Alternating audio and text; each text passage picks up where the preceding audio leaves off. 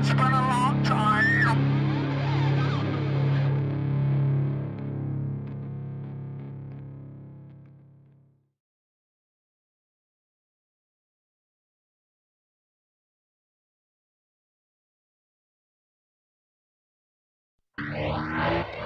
Breaking news.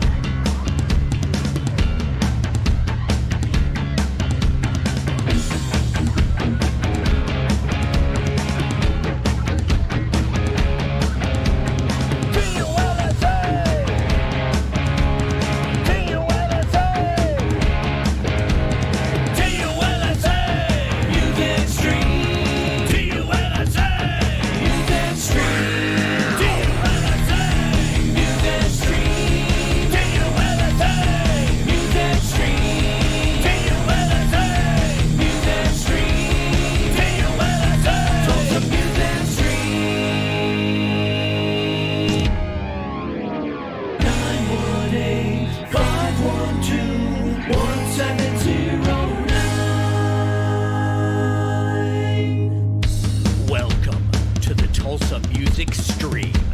And now, your hosts, Scott, Jana, and Nine. You wanted the dirt on Tulsa. You got it.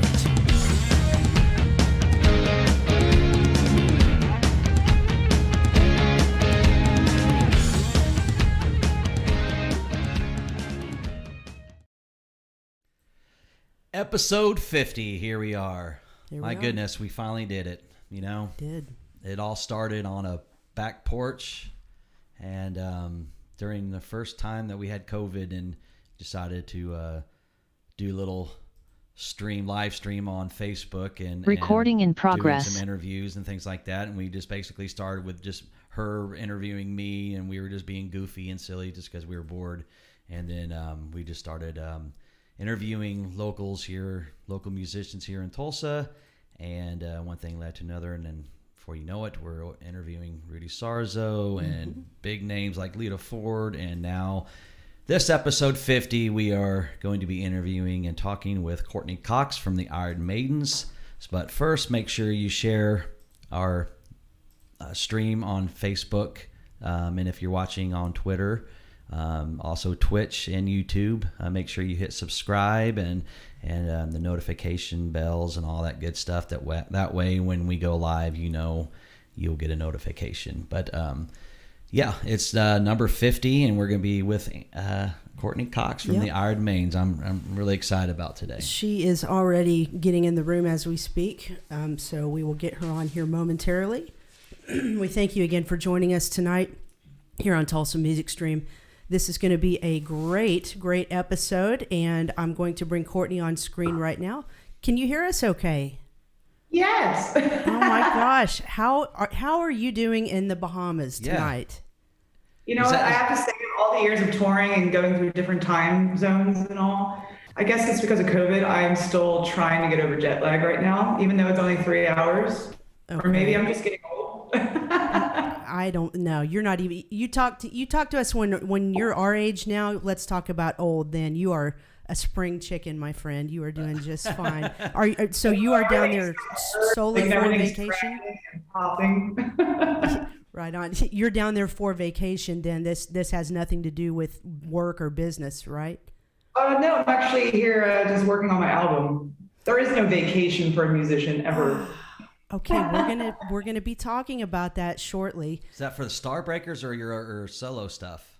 Well, Starburgers is actually a cover band, but this is my original stuff. Okay, cool. That's exciting because we've been reading about it, but we haven't really found a lot of details. So we're going to get into that momentarily. Now, first things first, before we update people on upcoming Iron Maiden shows that are coming up. We know, unfortunately, your Australian tour just got postponed. But let's talk about the folks in your camp that I know that were battling COVID. I think it was Kristen and Nikki and your tour manager that had it. We trust everyone's doing well. Yeah, over it. No symptoms, thankfully. They lucked out. Good. Everyone's well, ready to get back on the road. Okay, that's excellent news. Well, like I said, unfortunately, it looks like the Australian tour did get postponed, but let's put some show dates up on. I think you can probably see these on your end. You guys do have some dates coming up stateside here in California on the 11th and 12th. You guys are going to be in, it looks like Fresno, California, and then over to Roseville. And then in the months That's where we're going. I'm looking too. Yeah, here's where you're going, Courtney. So, and then in March, it looks like you're in Connecticut, over to Pennsylvania. And then I want to ask you about this show. That's her hometown right there. Yeah, we're going to talk about state. that. Yeah, and then what about this March 12th show where you're doing something with members from Anthrax and Shadows Fall? Tell us a little bit about that. Yeah, it's John Dene, guitar player from Shadows Fall. He now is in Anthrax, great friend of mine. Yeah, they put together this little band, just when they're off tour. Matt too, he was the other guitar player in Shadows Fall. And yeah, they're just, having fun. But, it's going to be a party. It's like old friends meeting up finally. And that's the best. That is absolutely the best. Living Wreckage, great musicians. Okay, fantastic. Then this second page that I've put together, you guys are going to do a Hell Hath No Fury tour with Burning Witches, and it looks like this is in the month of May. And you guys are all over the place. You're in Ohio, Maryland, New Jersey, Massachusetts, New Hampshire, New York, down to West Virginia, Ohio. So even though COVID is kind of being a big jerk and messing some stuff up. Don't say that word. We don't say that word. I know. I am so sick of it myself. A bunch of folks we know battled it, and it's just been crazy. But it does look like you guys are going to be staying busy. So that's the good news. I know it's crazy when you're stuck at home, touring, almost, I wouldn't say 365, but, a majority of the year, when COVID hit, it was just so strange to sit at home. And it got to a point, my cats were even looking at me like, are you leaving? And you know what? Aren't cats the best animals to own when you are a traveling musician? Because they're so self-sufficient. Yeah, and I started with the cheese, and then I was gone so much, and I felt bad. So then we adopted and rescued Pickle, and it's Pickle, not Pickles. So guess what I have? I'm going to make you homesick. I actually have a picture of your cats. Oh, there they are. I know. Don't you miss them? They're the. Thankfully, we do have people watching them and stuff, but we have cameras all around our house, so I get to watch them. Sure. It's one of the cameras that you can talk into, so the cats are like. You know what? We have the same setup here. We have 3 cats ourselves, and we just we went down to Key West to check out Rock Island Fest, and I thought about doing that with our cats, but then I thought, no, I'm going to break their hearts if I start talking to them, because they're going to think I'm coming around the corner, and I'm not. So it was a tough decision, but anyway. Where's a photo of your kitties? Come on. I didn't put one in. I just wanted you to get to visit yours while you're out of town. There they are again. So, okay, I'll stop talking about cats. I see that your guitar is behind you. That's Greenie. Am I correct? Okay, watch this, right? This is why I love these chairs. Oh, fun. So fun. You just recently... I got her into the country somehow, but yeah, Greenie is here. Now, so. Didn't you have some sort of American Airlines or some sort of airport issue? Oh, Southwest, and yeah, I don't know if you can see it. Yeah. We better have somewhat got the piece. Thankfully, I found the pieces, but I'm still waiting on a new neck. But just to use it, you can't go on stage with the tip missing. No, no, not at all. That kind of makes me want to throw up. I'm a guitar player too, so when I see something like that, it makes me nauseous, and I'm sorry about that. That sucks. Yeah, I think it was the first time I went full blown Karen. So everyone's calling me Karen. Karen Cox. You got to do it. All right, let's get into your story. I want to hand it off to Scott, because Scott is one of the biggest King Diamond fans that I know. But wait, isn't it your birthday today? Oh yeah. Oh, happy birthday. Well, with me is I got into Don't Break the Oath when it first came out, and I was still in high school. But it scared the shit out of me. Where I gave it away back. Gave it to my friend 3 or 4 times. I take it back, and then it's like, no, hell no, I can't. I don't want to hear this. This scares the shit out of me. Wow. And it took me 3 or 4 times before I said, fuck it, But yeah, I love them, and I was really impressed that you were in a tribute band called Queen Diamond, which everything King Diamond for me, just the riffs back from Merciful Fate, Hank Sherman and all those guys, Mike Dinner. I mean, those riffs were just so evil, just evil, just the way they sound. And then of course the King Diamond. And you got to jam with Andy LaRocca recently on some sort of a collaboration on Halloween. What was that like, and how did you get approached with that? Talk about that. Since COVID, everyone's stuck at home. So as you've seen, like, obviously I'm not the person to do it, but, everyone's stuck at home. All musicians are like, what do we do? Like, well, now, with this huge thing, social media, let's just, record songs and do little videos, and put them on, the gram, Facebook, all that stuff. My first one, I did Mansion in Darkness, Old Drake from Evil, a bunch of, Matt Thompson was actually on that one. I was like, oh, love Matt. And then before Halloween, God, it was so stressful too, just like different time zones, getting everyone together. And someone reached out to me, and it was the drummer, and they're like, oh, we should, Halloween's coming up, we should do Halloween. I'm like, yeah, well, I already know it. He's like, oh, well, we need another guitar player. I'm like, gave me a second. And he was like, yeah, I'm down for it. So but just to play, like, he's one of my biggest idols. Like, sure, all my like whammy bar stuff. He was just certain, note choices. It was always him. Growing up, I was so obsessed with his playing. And then he said yes, and then we put everything together. It took a few weeks because he was recording at his studio, Sonic Train Studios. And then we aired it midnight Eastern time on Halloween. It was just watching it, I started crying. Oh, that's so cool. Andy, oh my God. My mom's all like, it's okay. Oh, that's awesome. So let's go back to your young years. I mean, the people that don't know your story, you're a girl from Philadelphia. You started getting into the guitar at age 13. And Scott was telling me, I didn't know this. Was it your brother that actually kind of got you into the metal stuff, and King Diamond in particular? He got me into metal, and it was funny because obviously, I was born in 1989.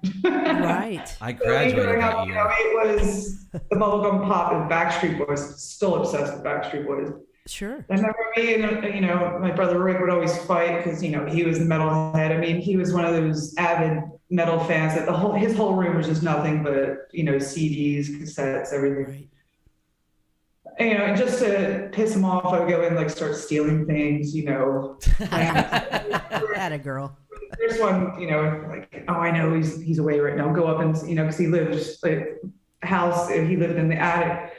Go, I got to kill them all. So it's like, put it in, like, all right, what's this? Okay, so it's like listening to Backstreet Boys. I forget what album at the time, and then Kill Them All. Right. And then, after he realized I started listening to metal, is, the typical older brother, that's my music. You can't listen to this. But I kept going into his room and taking all the albums. Now, you seem to lean a little more the heavier thrashing side of the metal than the 80s hair band stuff. Yeah, my brother, it was all thrash, like, he's a huge Slayer fan and stuff. So, like, they were the albums I was reaching for first. Absolutely. So, he's probably watching this going, yep, still hates you. There's no way he hates you. I mean, look at what you've done with yourself. And it's really incredible what you've accomplished already at such a young age. For the folks who don't know, we're just going to educate you on Courtney's background. So at age 15, she enrolled in the Paul Green School of Rock Music. Now, talk about that era of your life. Obviously, at that point, you're deciding, okay, I'm really into this instrument. I actually want to get some formal education on it so I can possibly make a career out of it. Talk a little bit about your time at the School of Rock there. Actually, it didn't end up that way. I started playing guitar. I was really into it. At the same time, I was really into lacrosse, like, the whole athletic side. Yeah. And, I enrolled, my mom enrolled me into the School of Rock because, I was getting in trouble because we had a back garage and I would literally be out there 9 hours, cops would show up. I just wouldn't eat dinner. I wouldn't come in. So my mom would come like banging on the door. Because, when you throw yourself into something like guitar, I mean, outside of the sports, I saw my friends in school doing the sports thing. But when I was home, I didn't see anyone, didn't hang out with anyone. It was just, in the garage, messing up my cassette tapes at the time when I did actually, go and like actually be like Goodwill finding Metallica tapes and this Right. and that. Or the CD, they're just like rewind, rewind, rewind. And then she's like, and she was smart. She's like, you need to, if you're going to do the music thing, like you really need to go out, branch out, meet people. And then I think she either saw it on the news or read it in a paper or something and showed up. And I remember the first day I was there, like, okay, well, the show that's going on right now, because you go for lessons and stuff, which I never attended, and they hated me for that. Right. But they're like, oh, so you take your lessons, and then every month there's a different show. And then, funny enough, first day I was there, it was Judas Priest versus Iron Maiden. Oh wow! And I remember they gave me the songs I had to play. I remember it was Flight of Icarus, Free Wheel Burning, and the third one. And I remember I was so excited. And I went home and I learned all 3 songs. Wow. And I'm like, Mom, you have to drive me back. Because that day also was the first rehearsal for the show. And I showed up with all these students that had been there for, years, months. And I was the only one that knew all my songs already. Oh, that's awesome. It was a really great experience. And yet met so many great musicians, especially at our age. Like, we're so young. I mean, I'll never use the word prodigy because I always hated that word, but everyone was just so talented and like made you really nervous. Like, I thought I knew my stuff at 15, but it was great. And I'm still in touch with a lot of them today. And funny enough, even Queen Diamond, it was me, Gina Gleason, and she's now in Baroness. There's just so many uber talented people. And I'm just so grateful that, my mom discovered that and I found it at the time. I probably wouldn't be doing what I'm doing now if it wasn't for that experience. Because they put you on the road, you got to see the good side of the road, you got to learn, the really bad side of the road. Mm-hmm. Like, everything was great. It was definitely a stepping stone and a big learning curve. Right. And go ahead, Scott. There's always been so many shredders that King has had in his band. There's, other than Andy, there's always been, another guy coming in every other album, it seemed like, back in the day. Have you ever reached out to them about maybe possibility playing with them or anything going on like with that? Not yet. I mean, even on the Halloween thing, not guitar, but we had a bass player, Palatino, whatever, I'm saying it wrong now, but yeah. Tino. But yeah, I'm tired, sorry. But you're good. No, the other guitar players, no, not so much. But I do remember Queen Diamond. We were so young, and it wasn't the best, but I remember I forget which members from Merciful Fate, but I think they kind of slid in like, can you guys stop? But we were just having fun. Palpatino, that's coming to me. But yeah, no, not yet, but I would love to. So you're 19 years old, and that is when you moved to LA. Now, moving to LA at any age is probably somewhat intimidating. Well, it would be intimidating for someone like me because we're in Tulsa. It's not the biggest city in the world. It's manageable.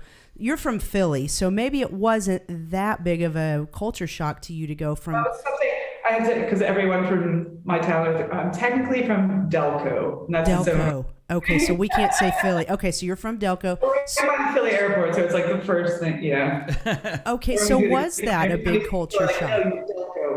Sorry, we'll correct that. So was it a big culture shock for you to go to LA at such a young age? I mean, did you just almost feel like it was going to swallow you up, or did you go out there with a lot of confidence and say, all right, I'm out here and I'm going to do something? No, it's like, through the School of Rock, we would visit NAMM, that big convention in Anaheim. So I went there a few times from 15 up to that point. And I literally gave my mom, I think, about a week's notice. I just kind of went to her like, oh, by the way, I'm moving. And she was really upset. But, the town I'm from, it's one of those factory towns. Like, if you don't get out when you can, you never will. So right. It was for her. She said, go, that's where the music is at the time. And yeah, it was terrifying. And I left. And it wasn't fun, but looking back now, I'd do it again. Sure. Yeah. But yeah, I remember I was just like, even on the plane, like, I don't know what's happening. Oh, sure. I would be totally freaked. The next, you got to make that jump. You have, yeah, if you want to do what you do at your level, you have to jump out there in the water. There's no doubt about it. Yeah, sink or swim, exactly. You know, with you going to NAMM at an early age, and if you go on YouTube and you research everything, Courtney Cox, I mean, NAMM is just like boom, boom, just all over the place. So you've done a lot of things like just jamming with, Nita and everybody. How does one get like a panel? Do you have to like register for something like that, or do they just like, hey, we would come down and do like a panel for our pedal or our amp or something like that? How does that work out? People do reach out, but everyone, like, the music business is, I mean, huge, but at the same time very small. Mm-hmm. Especially in LA, everyone knows everyone, so it's just every day you get asked to do this, asked to do that. So NAMM is just one of those things, but it's better because now you have, all your friends from all over the world in one spot for 4 days. That's pretty cool. It just kind of just falls like that. You don't really plan it. So sure. Well, we had Nikki on here a few episodes ago, and she was as sweet as you are. And of course, she had glowing things to say about you. I want to talk to you a little bit about her. I pulled up a picture of you two jamming together on stage. Is it recent? Yeah, I thought it was. So she was talking about how, she wants to be known as a great guitar player. She doesn't want people to get hung up on the whole gender thing. And, I never made it to the level that you girls made it to, but I can tell you, and I know people mean well when they say, you are a great girl guitar player. But does that drive you insane when people say that to you? Are you like her and you just want people to put the gender thing down and say, man, that girl can shred, or that, she can shred, without the emphasis on the gender? I mean, it will never end. You just kind of ignore it. Right. I mean, it just goes in one ear, out the other, or don't even pick up on it anymore. Yeah.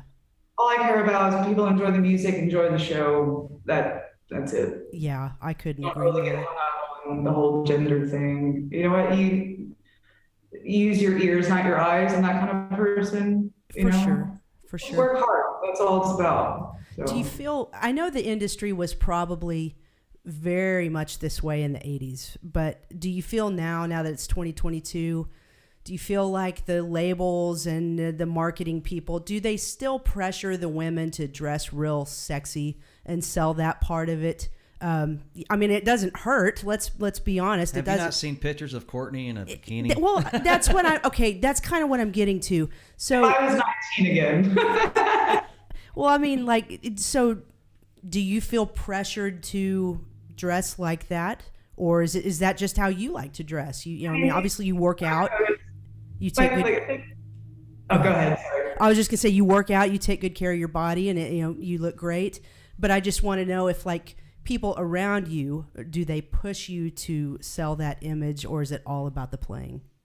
No, I mean, I never was pressured into it. I chose to, because if you see photos of me, I think the first 5 years in the Maidens, I was on stage in like a spangly bra, nothing else. But, I had a different reason for doing that, not just sex sells. Actually, I grew up as a very overweight child, teased a lot. Even when I started touring, I was always, the bigger one. So it was really hard mentally.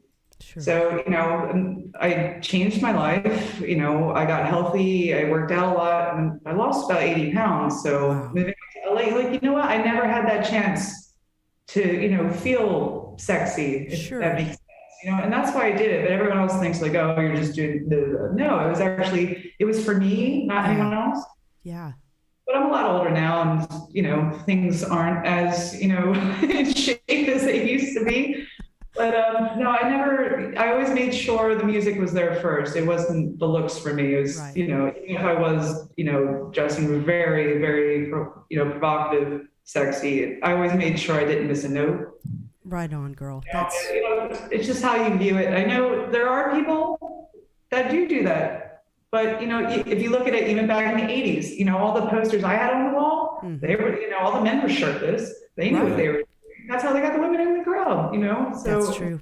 It's a double-edged sword. It's a very fine line. Yeah. If it makes you happy, whatever. But I mean, label-wise and stuff, never. No. Okay. Well, I wanted to ask you.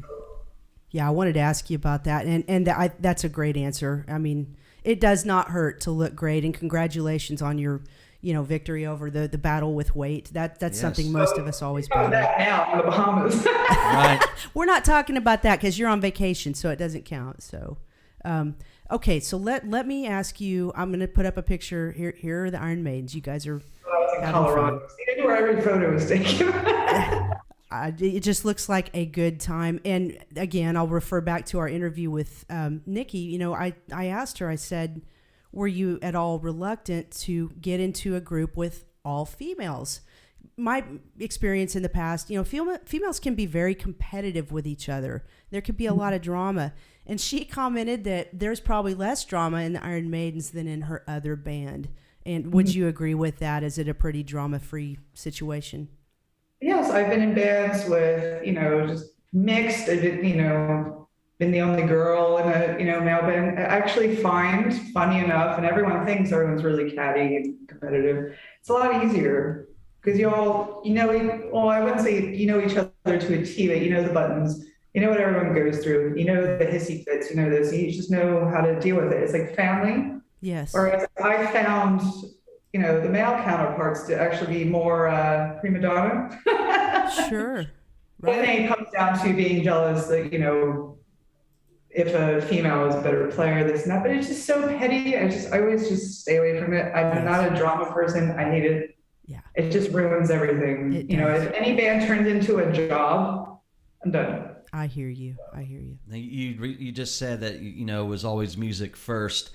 And, I was at work and I was just going through the web and just out off the side, I saw a cliff note that said the top female guitarist, like 25, I think it was like Upbeat News. Yeah, I've got it right here. And I clicked on that. There, okay, cool. I clicked on that and then boom, there you were. I don't know if you were able to see that article or not, but that was pretty kick-ass to see that you were up there with the top 25 women guitarists. Were you aware of I'm that? actually one of those people. I don't read articles. I don't watch videos of myself. I just completely just out of it. I hear about things, but I just I'd rather just keep practicing and then look up stuff about me. Sure. Yeah, I'm the same way. It's amazing though, because you're with some good company in those 25. Yeah, you really are. Yeah, Lita's in there and a bunch of other. So congratulations to that for sure. Yeah, definitely. So talk a little bit about Dimebash. You seem to be jamming at some Dimebash shows. What are those like, and how exciting are you to get up on stage in front of all those crazy Dimebag fans?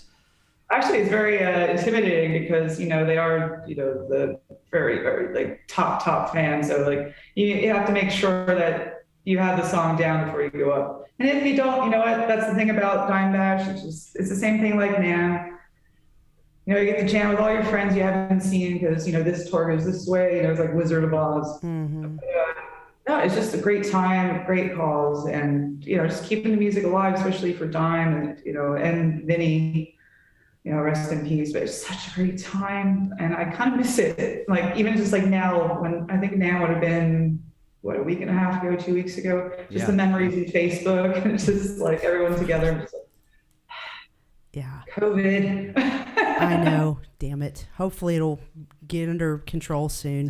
And it doesn't seem like any situation that you're put in, because you have such a great stage presence. And it always starts with your your face expressions. I mean, you move around and you rock out and you look great up there doing what you do, but you have some of the craziest facial expressions and right, the way you respond to people and everything. And the first time I met you was at the IDL Ballroom in Tulsa, and we got to open up a show for you there. And it was cold as hell out there. Yep. And of course, you were making the faces and stuff, and then, of course, all your TikTok videos and everything. You just got a great personality. They're the best. And where does that come from? Is that more of your father or your mother or or your brother or something like that? Well, I think some of my humor comes from my brother Rick, but and probably him teasing me growing up. Right. The quick little jokes. But I'm actually funny. Me talking away now. I'm actually an introvert. Believe it, you won't believe it, but I think that's my escape on the road. boredom and stuff. I just like keep myself occupied, and just like I always just and Linda laughs too. She's like, oh, she can hear me chuckling in the back of the bus or the van, like, oh, Courtney's on video. Oh, geez. Right. It's another form of expression for me and stuff on the road. I'm pretty shocked that people aren't sick of me yet, so thank you for watching. They're great because keep them coming. I mean, because a lot of them, we understand what you're doing. Like you're sitting there and you're looking over and you see slot machines. You're like, temptation. And it's like, and then of course the cat, allergic, and you're like, shit, cheese is right behind you. And so I totally get your humor. Yeah, me too. And those situations are, basically things that we go through in life. So, I see that you having a lot of fun on TikTok. I've not been on TikTok. I don't know how the first thing to even make a video on TikTok. That's a rabbit hole. But even with the humor, what I do with the videos, not even, family, going back to Pantera. Oh, is that right? The home videos and stuff, just the pranks and stuff. Right. And Skid Row had some stuff too out there. Yeah, it's just, it's also showing, the fans and stuff, kind of behind the scenes stuff, and like what we go through. It's not just work, and this and that. Right. It really. It keeps things so fun. I mean, no offense, your playing is wonderful and we love it, but equally entertaining are those videos. So definitely keep those coming. Yeah. And there's, like in today's age, there's so much social media, and you got Instagram, Twitter, Facebook, and now TikTok, and what's what else? The other I don't even ones? remember. There was Dub Smash too. I think that went away. Oh, geez, I don't even know about that one. But yeah, awesome. Well, hey, I hope indulge me for just a minute. We won't keep you much longer, but I do want to read you some viewer comments. We're a little different with it. This is literally live. This is not like pre-recorded. Yeah, the live things inside. Yeah, we've got live comments. So I want to read something from Randy Lee. He says, I brought my young metal drumming son to your meet and greet in Milwaukee a couple months ago. He had a great time, and thank you for reminding him for the need to practice a lot. And I think her mother is watching as well. Oh, great. Because I asked that question, and she says, from her mom. Oh, that's great. Hi, Mom. Joan, is that Joan Cox? Is that your mom? Joanne, sorry. Hi, Joanne. Hi, Mom. That's sweet. Well, here's another one from Steve Lacey. He says, love the Maidens. I go on road trips to see Iron Maiden. I'm sure he means Iron Maiden. Every time they come to the Southwest Pacific area, I will check to see if the Maidens will be playing close by. Let's see. Read Luke's. No, let me read. Okay, you got one? I got one more All and then get to Luke's. This is Tim Petrie. He says, I was lucky enough to see them in Tulsa in November 2019 and Oklahoma City February of 2020 before COVID. One of the best bands I've ever seen, and you can tell they have fun when they are on stage. Super cool. We'll go to Luke's question, Scott. You got that? Well, I think you know Luke because he's from Tulsa, and you and I and him talked backstage at Rocklahoma, which was an amazing performance as well. But he told me something that you were looking for a certain type of TV so you can play Duck Hunt or something like that. That's great. Like she's made a Nintendo in for the Sega, and the Sega in for the PlayStation, and the PlayStation in for PlayStation 2. But I was always. I mean, I can see just watching you right there with your guitar in the background. You have your Cookie Monster PJs on, your mug. I sure have those on. I don't. There you go. The Iron Maiden mug, and then of course playing some Duck Hunt. Some Duck Hunt. That was the best game ever. I mean, seriously. That's the dog. Yeah, the dog was he was a smart ass. Wasn't he? Anyway, Luke says, I think that the stigma of a girl band have gone out of the window because if you see the Maidens live and Nikki and Courtney literally playing the songs fucking perfect, that you kind of forget, oh, it's a girl band. And I think that, to me, is a huge appeal because the songs slay live, and it's because they sound like you expect them to. That's true. And I totally agree with that. Oh, that's so sweet. Luke has a question for you. Luke wants to know, if you hadn't pursued music, was there anything else that you were interested in? I mean, other than sports, not really. But, I played lacrosse, but, I mean, lacrosse is not even in the Olympics somehow. That's weird. No, I can't even think of anything else. She could be like a streamer on Twitch or something with all of her videos. Yeah, the world needs one more live stream, right? Hey, wait a minute. I saw another question here. Darn it, now I lost it. Okay, well, Al Maxwell says, bummed that your gig in Toronto was canceled, was looking forward to it. You guys will probably be able to reschedule those dates, don't you figure, at some point? Yeah, it's just, not to bring up the C word again. It's just restrictions and hopefully we get back to some kind of normality soon. So I hear you. Well, let's talk about your solo album. This is an album that you're doing, correct? Yes. I mean, I could just, bite the bullet and just put out an EP right now, but there's just so many riffs and so many things. I'm just going to wait and hold off, get everything together and just full release. Is it purely instrumental or are there vocals as well? No, there'll be a few instrumentals on it, but I'm more of the vocal, not the guitar should add to a song, not be the song, if you know what I mean? I need a good hook, this and that.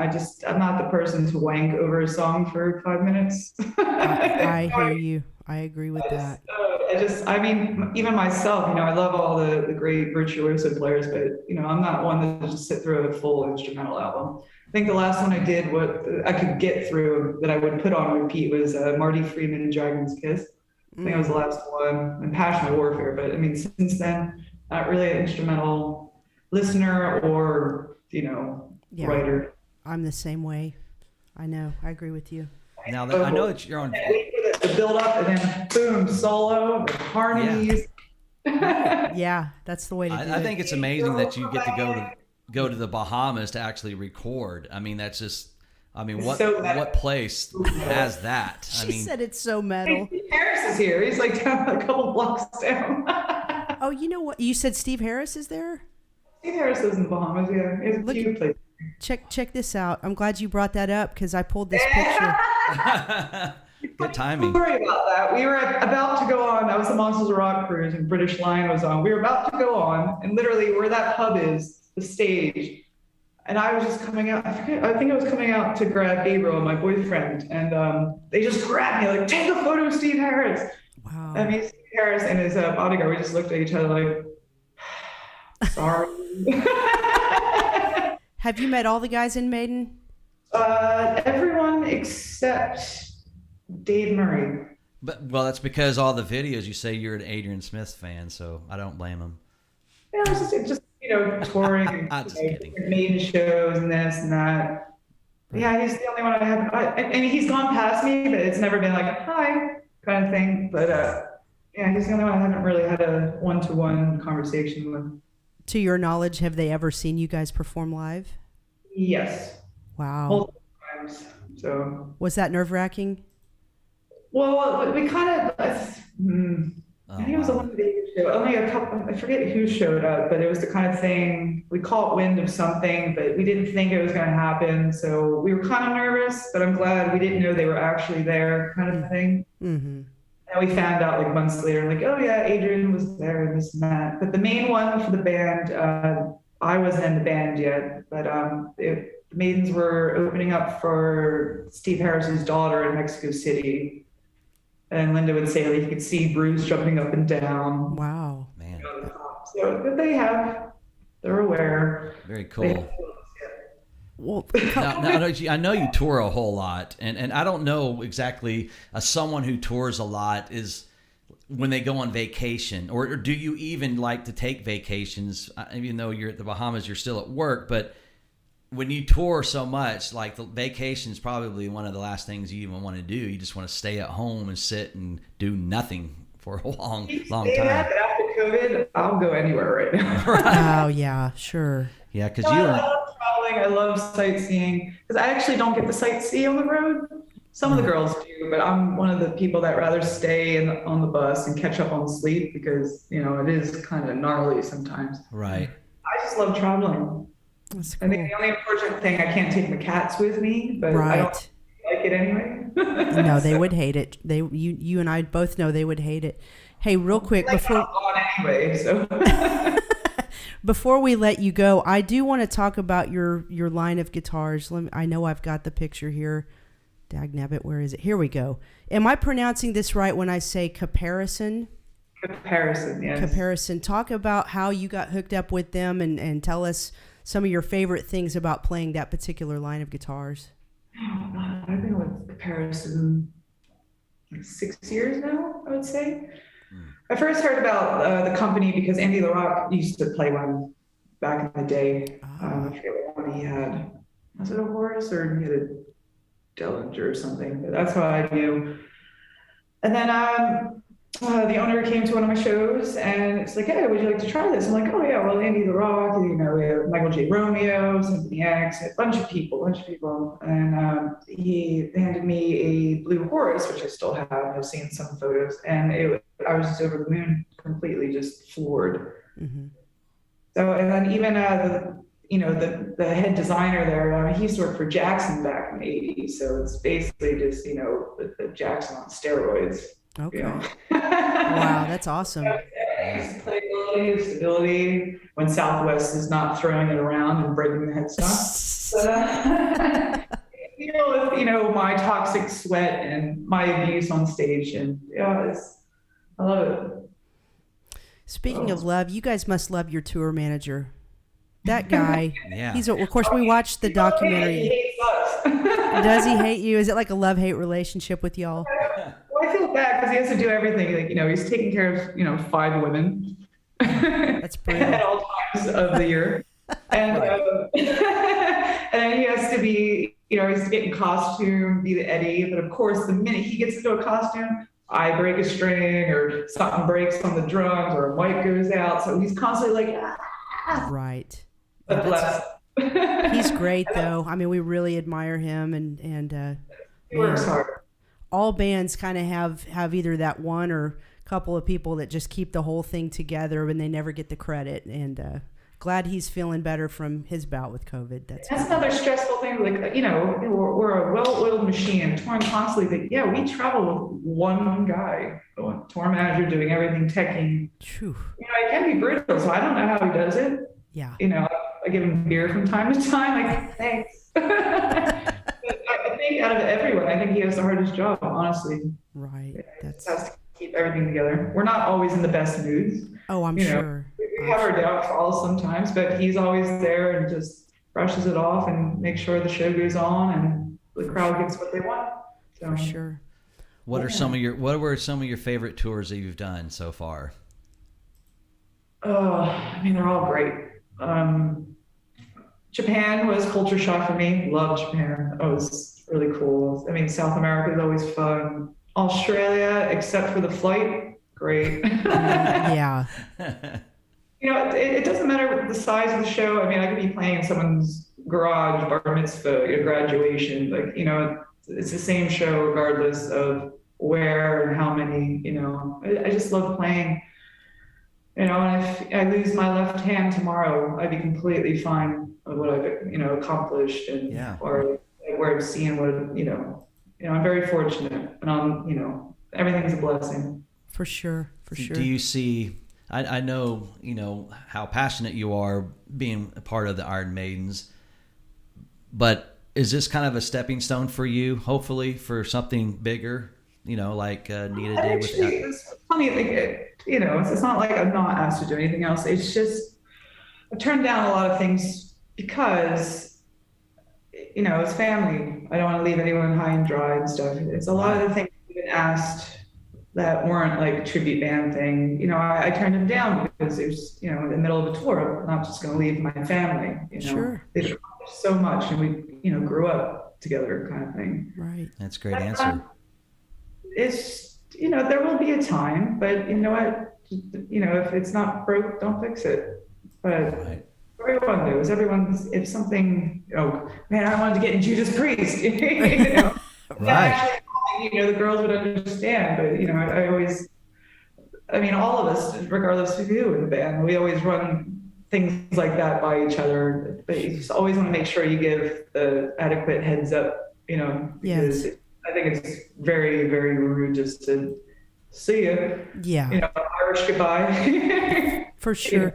Well, y'all's chemistry, your chemistry really shows on stage. Yeah, I mean, it does. you know, it's you. A lot of times you can tell. I mean, I know bands sometimes try to put on a good game face, but you can tell if people genuinely don't really care for each other.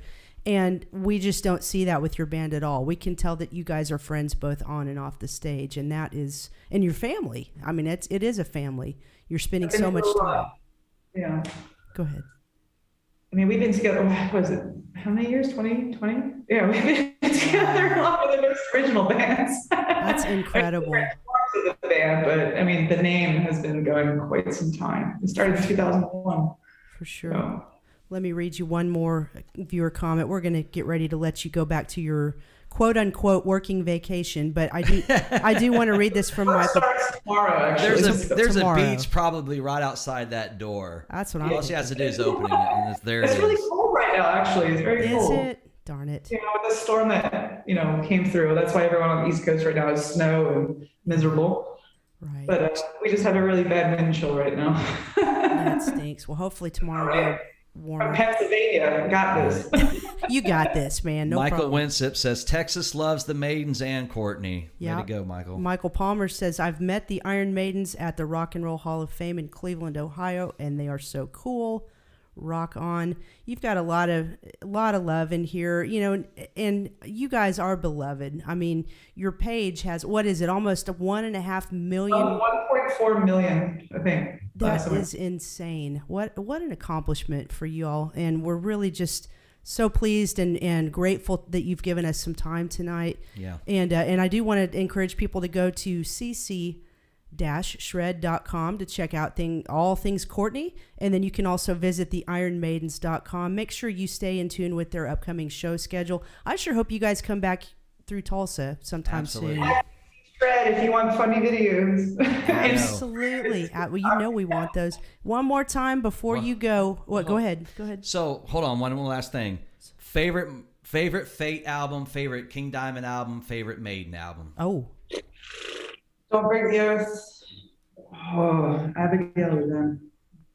Abigail, I have to go with Abigail. And what was the third one you wanted? Maiden? Maiden, and I said... you said Merciful Fate yeah. as well. Is it Don't Break the Oath? Absolutely. I want to go with Abigail. I love them. Just too many. Don't do this. Maiden, definitely Caught Somewhere in Time. I love that album too. Okay. Courtney, before we let you go, I'm going to let you see this one more time. Say goodnight to your kitties. I think I'm making her sad. Am I making you sad? You can't see cheese, but I have too many messages to show. But there's Pickle, and she was like, "Oh my gosh, look at that baby! What did you bring home?"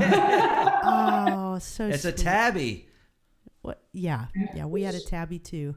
That's so sweet. And it's pickle, not pickles. Right. Yes. Cheese is a female. Her name is Fromage. That's her technical name. Fromage. Okay. Beautiful. Fromage. Like it's French for cheese. Dexter's Laboratory. Omelette du fromage. And then you've got people from Oklahoma that go, yeah, her cat called Fromage. Fromage. Right. And she was named after a Dexter's Laboratory episode. Right. If you remember, I don't know if you. That was my Nickelodeon. I think. Well, hopefully we'll see you back at Rocklahoma, and hopefully you'll play the main stage this time around. Yeah, baby. If not, that other stage was just as cool. Yes. And we'll see fans. It was a little too hot. Yes, it was. Tornadoes, though. Great. Oh, yeah, that's part of the excitement. You are the best, Courtney Cox. Thank you for being such a sweetheart and for shredding so hard, and we will make sure to keep supporting you and all the things you do out there. Thanks again for your time. Have a great time in the Bahamas, and we'll be watching for your solo album, okay? Absolutely. My pleasure. Cool. Thanks, guys. Good night. Take care. Have a good night. Bye.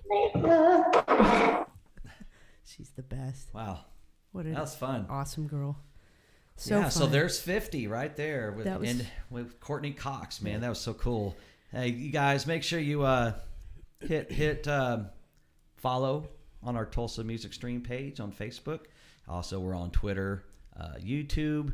Hit subscribe on YouTube, and as well as Twitch. We're on there as well, and we need to get our followers and our friends and our We do. views up in a little bit. We're started out. This is our 50th episode, and it's kind of a when you work day jobs, you don't have all day to try to figure out how to get a billion gazillion people that to I guess follow your subscribe to stuff. every single one of our platforms, but it would be appreciated if you guys would hit follow. We love to get as many cool interviews as we have in the first 50, and hopefully the next 50 we're going to continue on with this path of interviewing great guests and great musicians and people who fucking rock. Wow, that was quite the tag. Hey, before we get out of here, I want to make sure that we all say happy birthday to you, Scott Squires. Happy Thank birthday. you. to Thank TMS. you so much. Thank you. Now, I want to ask you a question, and don't just blow this off. I'm serious. I want you to look at this picture. Look at the screen for me.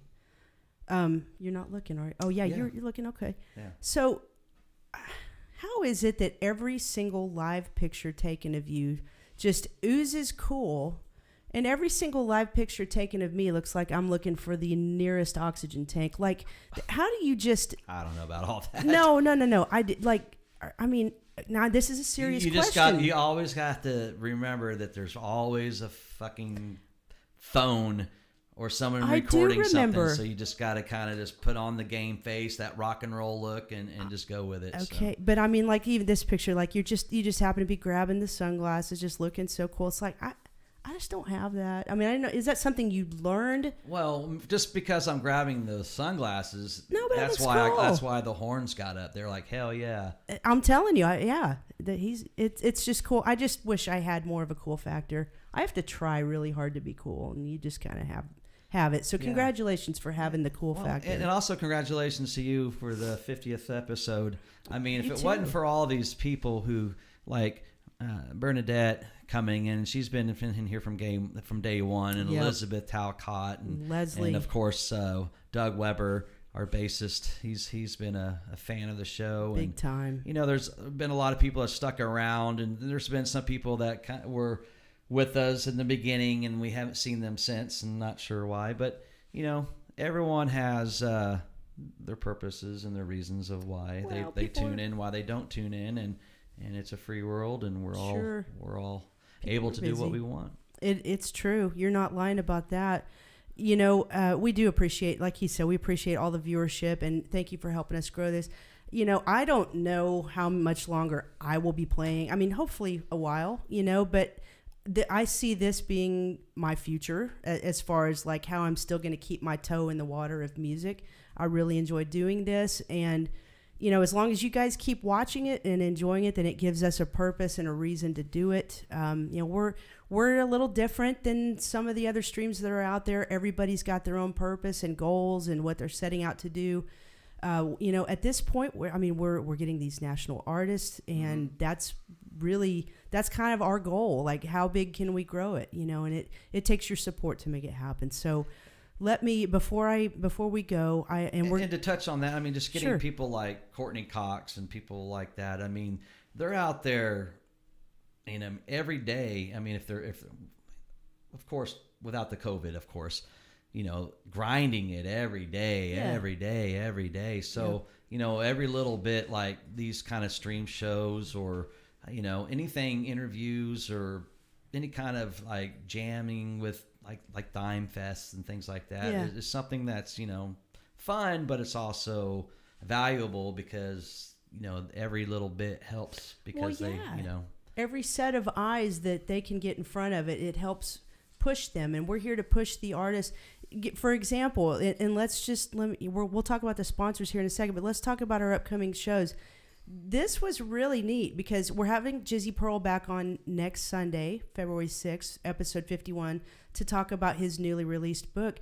Jizzy actually reached back out to us and said, hey, can I come back on with you guys? And we said, of course, we're here to help, push and promote your efforts. So he's coming back on with us next Sunday. And then we think we have finally locked in Chips Enough. We hope that he will come on that night, Sunday, February 20th at 6 p.m. for episode 52. He was an absolute star out at Rock Island Fest in Florida when we were there. What a great guy. So we want to make sure we talk to him. And then this really big one that we just landed, Eddie Trunk, episode 53 on Thursday, March 3rd at 6:30. He's going to be talking about his return to town and the shows that are coming up and the stories he has. I mean, oh yeah. I mean, he's written a book. I mean, it's going to be some cool stories. He's done a lot of things. You know, he has his own podcast. He's on Sirius Radio. Right. So there's a lot to talk about and a lot of memories I'm sure he has that he can share with us as well. I certainly hope so. Now let's real quick run through our sponsors. And again, DEB Concerts. We're so pumped for Doug Burgess and the great things he's got going on with his upcoming concert schedule. Look at this. Megadeth and Lamb of God with In Flames coming to the BOK Center on Saturday, April 30th. And then just announced, finally, Poison with special guest Tom Kiefer, LA Guns at the BOK Center on August 20th. You guys can get online and grab tickets for those. I believe they're available at Ticketmaster. You can go to DEB Concerts, I'm sure, and find the links. But make sure you guys go out and check out those shows and follow debconcerts.com. Thanks, Doug Burgess, for all you do. Psychomo Filmworks. Psych, thanks for the great new intro. If you guys need any videos for your band or your business, email psychomo@gmail.com. Identity Merch. Todd Cook, he is rocking and rolling with producing merchandise for bands. And you can see those shirts right behind us. I mean, it's a real deal. Boom. That is a real deal. We're not lying. So go to facebook.com/identitymerch and contact Todd if you have any screen printing needs. You can get on our online store and pick up a TMS t-shirt or more as well. Okie PC, Dustin Little, thank you for making our streaming on multi-platforms possible. If you have any kind of IT needs, reach out to him at 918-640-0892 or Dustin at okiepc.com. GregShipman.com. Man, we're about to play these guys' video that they've released with Riverside Rebellion called Blood Moon. It is so fantastic and has more than 41,000 views going on right now. So if you guys have photography needs, hit up GregShipman.com. And finally, Surviving Rocklahoma made these Zoom calls possible for us.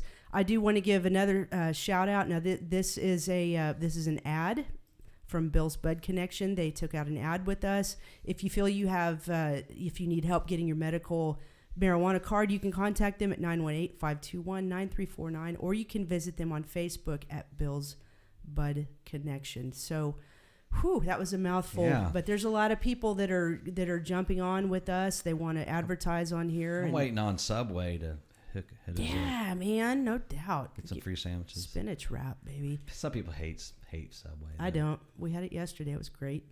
So anyway, it was a great weekend. Thank you again to Courtney Cox, and we hope you guys will join us this time. Bengals to the Super Bowl. How about that? Can you? Now we got to get the LA Rams. Not that I'm a big LA Rams fan. I'm just, not down with the Niners. Yeah. So let's go Rams. Yeah, well. So let's go watch some football. Let's do it. Before we get out of here, we want you guys to check out this video called Blood Moon from our friends Greg and Jennifer Shipman in Riverside Rebellion. Guys, we love you. We'll see you here this time next week for Jizzy Pearl. Check this video out, y'all. On Tulsa Music Stream. Have a great night and a great week. We'll see you soon.